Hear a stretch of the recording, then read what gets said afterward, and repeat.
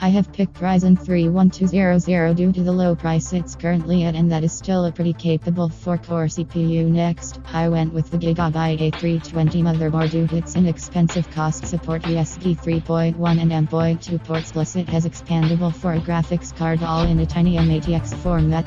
Teamgroup 8GB memory. This is the minimum to run Win 10 smoothly and play games, plus it was a fairly good price, currently under $30 at the time of making this video.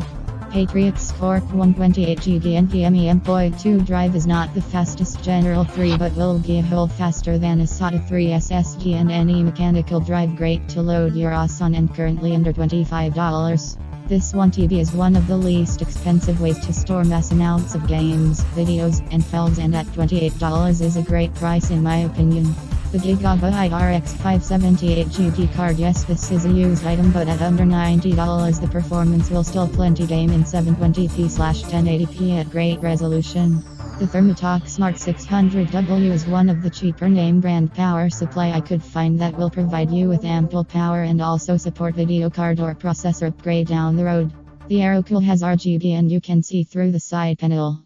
Do have to say it again, it has RGB at a great price. I have put the link in the description to the parts with links to buy or view them in more detail.